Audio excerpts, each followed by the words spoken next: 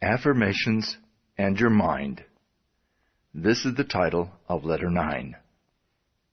In this letter, you may learn to fashion the tools by which you may build for yourself any condition you desire. If you wish to change conditions, you must change yourself. Your whims, your wishes, your fancies, your ambitions may be thwarted at every step, but your inmost thoughts will find expression just as certainly as the plant springs from the seed. Suppose, then, we desire to change conditions. How are we to bring this about? The reply is simple: by the law of growth. Cause and effect are as absolute and undeviating in the hidden realm of thought as in the world of material things.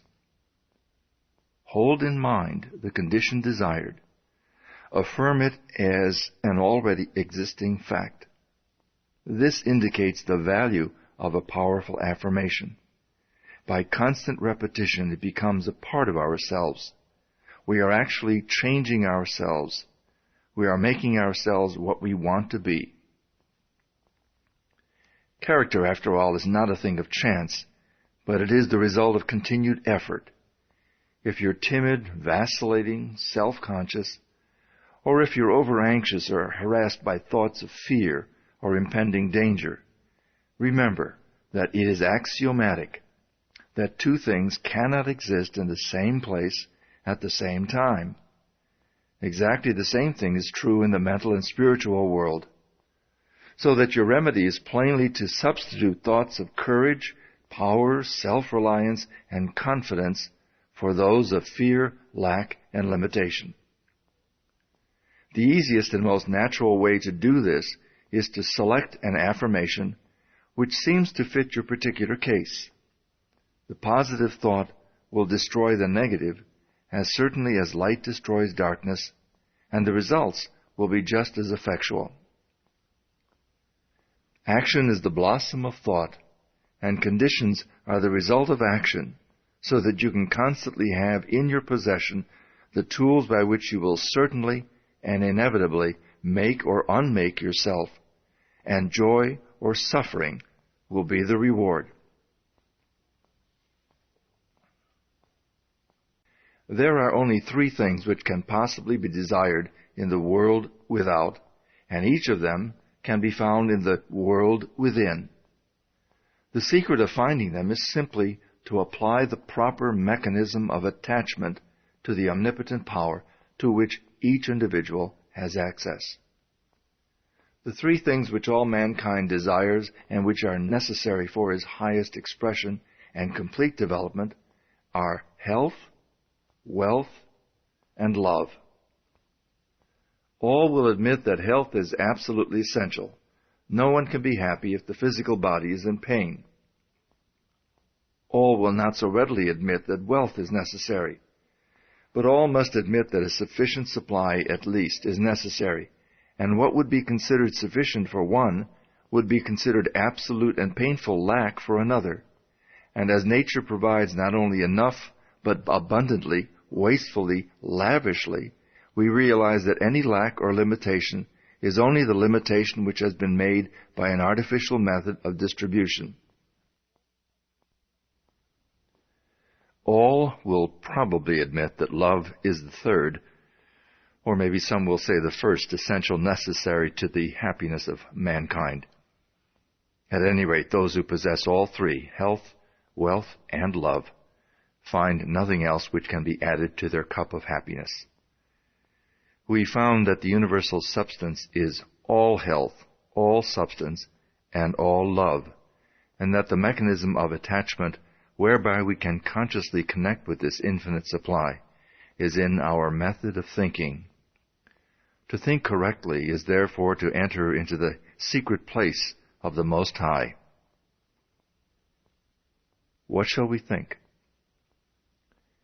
If we know this, we shall have found the proper mechanism of attachment which will relate us to whatsoever things we desire. This mechanism may seem very simple when I give it to you, but read on.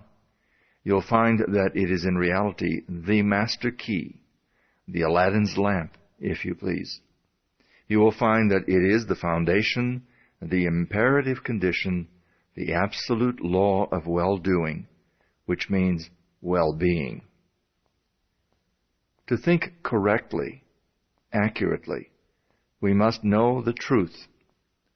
The truth, then, is the underlying principle in every business or social relation. It is a condition precedent to every right action. To know the truth, to be sure, to be confident, affords a satisfaction beside which no other is at all comparable.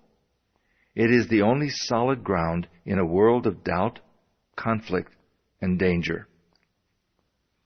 To know the truth is to be in harmony with the infinite and omnipotent power.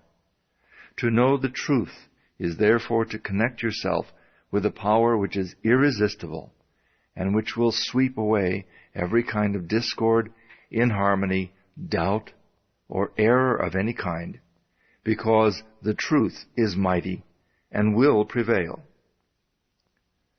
The humblest intellect can readily foretell the result of any action when he knows that it is based on truth.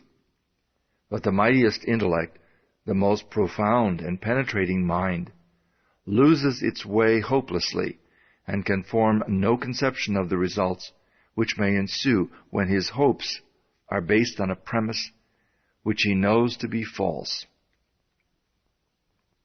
Every action which is not in harmony with truth, whether through ignorance or design, will result in discord and eventual loss in proportion to its extent and character.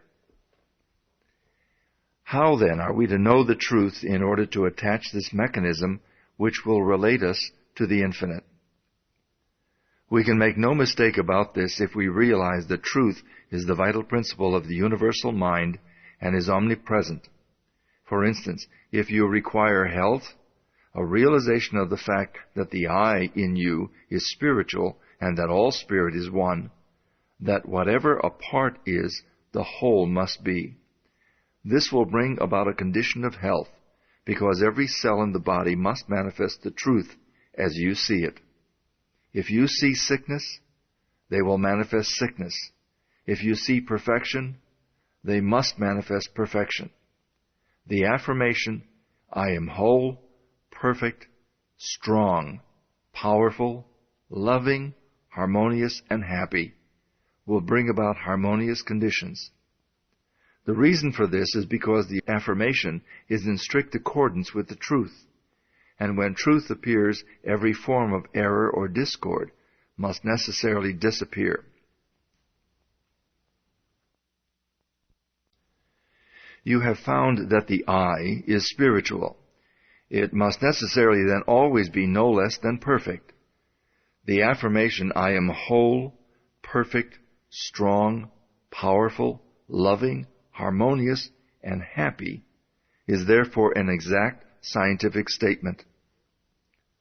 Thought is a spiritual activity, and spirit is creative. Therefore, the result of holding this thought in mind must necessarily bring about conditions in harmony with the thought.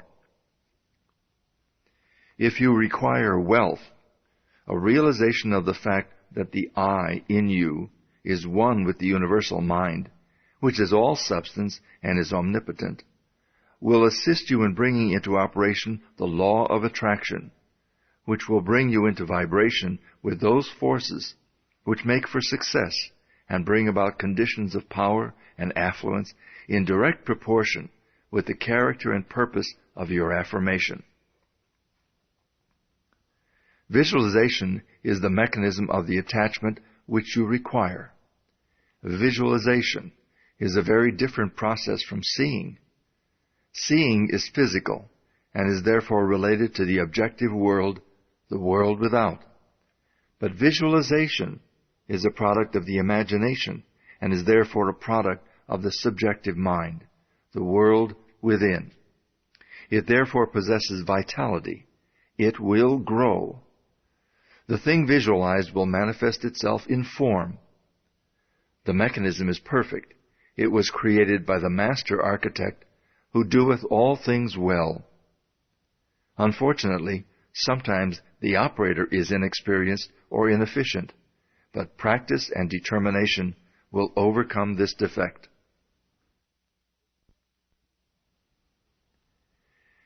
If, finally, you require love, try to realize that the only way to get love is by giving it. That the more you give, the more you will get. And the only way in which you can give it is to fill yourself with it until you become a magnet. The method was explained in another letter. He who has learned to bring the greatest spiritual truths into touch with the so-called lesser things of life has discovered the secret of the solution of this problem. One is always quickened, made more thoughtful by his nearness of approach to great ideas, great events, great natural objects, and great men. Lincoln is said to have begotten in all who came near him the feeling awakened when one approaches a mountain, and this sense asserts itself most keenly when one comes to realize that he has laid hold upon things that are eternal, the power of truth. It is sometimes an inspiration to hear from someone who has actually put these principles to the test, someone who has demonstrated them in his own life. I am today in receipt of a letter from Mr. Andrews. He says, "Dear friend, you will find my experience published in March Nautilus, and you are at liberty to make any extracts from or reference to it that may suit your purpose. Sincerely yours, Frederick Elias Andrews, 512 Oddfellows Building, March 7, 1917, from Indianapolis, Indiana." I was about 13 years old when Dr. T.W. Marcy, since passed over, said to my mother, "There is no possible chance, Mrs. Andrews. I lost my little boy the same way after doing everything for him that it was possible to do. I have made a special study of these cases, and I know that there is no possible chance for him to get well." She turned to him and said, "Doctor, what would you do if he were your boy?" And he answered, "I would fight as long as there was a breath of life to fight for."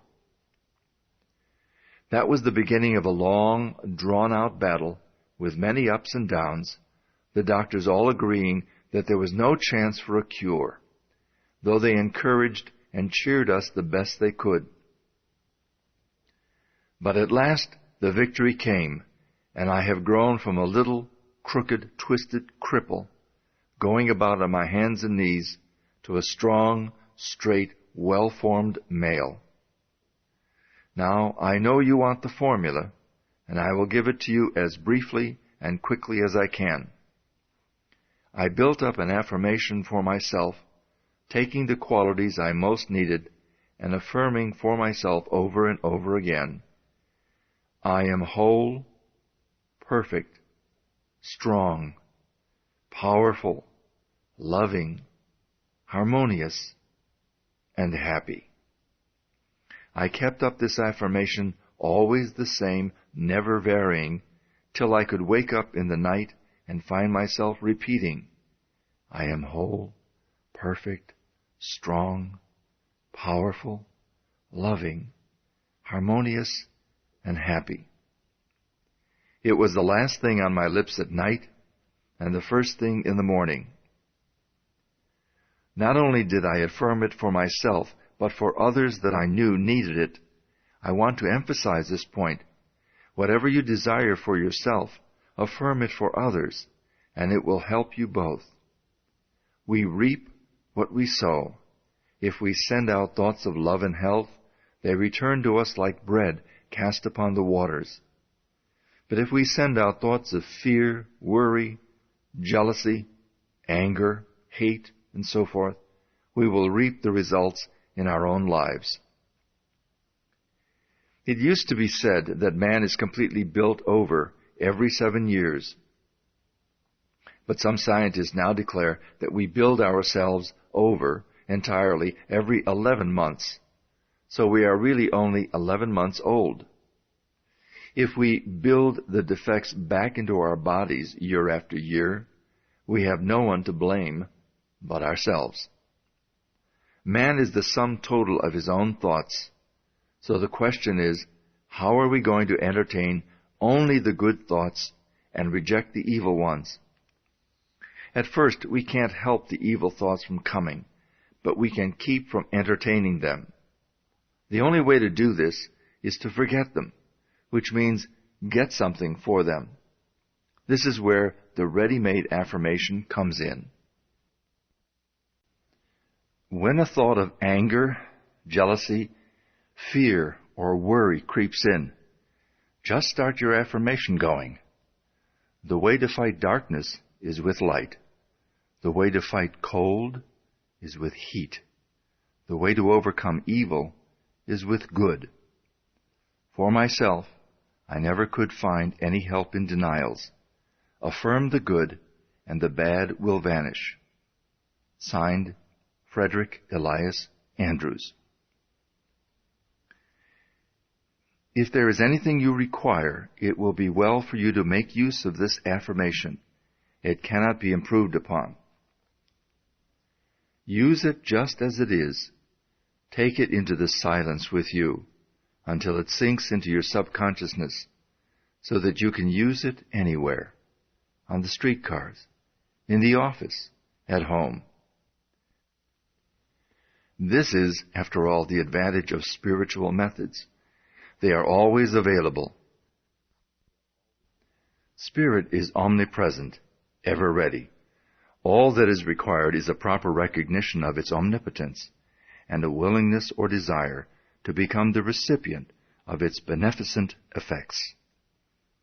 If our predominant mental attitude is one of power, courage, kindliness, and sympathy, we shall find that our environment will reflect conditions in correspondence with these thoughts. If it is weak, critical, envious, and destructive, we shall find our environment reflecting conditions corresponding to these thoughts. Thoughts are causes, and conditions are effects. Herein is the explanation of the origin of both good and evil. Thought is creative and will automatically correlate with its object. This is a cosmological law, the law of attraction, the law of cause and effect. The recognition and application of this law will determine both beginning and end. It is the law by which in all ages and in all times the people were led to believe in the power of prayer. As thy faith is, so be it unto thee, is simply another, a shorter, and a better way of stating it. This week, visualize a plant. Take a flower, the one you most admire, and bring it from the unseen into the seen. Plant the tiny seed, water it, care for it, place it where it will get the direct rays of the morning sun.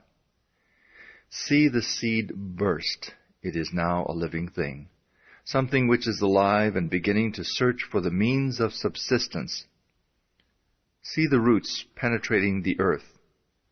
Watch them shoot out in all directions, and remember that they are living cells dividing and subdividing, and that they will soon number millions. That each cell is intelligent, that it knows what it wants and knows how to get it. See the stem shoot forward and upward. Watch it burst through the surface of the earth. See it divide and form branches. See how perfect and symmetrical each branch is formed. See the leaves begin to form, and then the tiny stems, each one holding aloft a bud. And as you watch, you see the bud begin to unfold, and your favorite flower comes to view. And now, if you will concentrate intently, you will become conscious of a fragrance. It is the fragrance of the flower as the breeze gently sways the beautiful creation which you have visualized. When you are enabled to make your vision clear and complete, you will be enabled to enter into the spirit of a thing. It will become very real to you. You will be learning to concentrate, and the process is the same whether you are concentrating on health, a favorite flower, an ideal, a complicated business proposition, or any other problem of life. Every success has been accomplished by persistent concentration upon the object in view.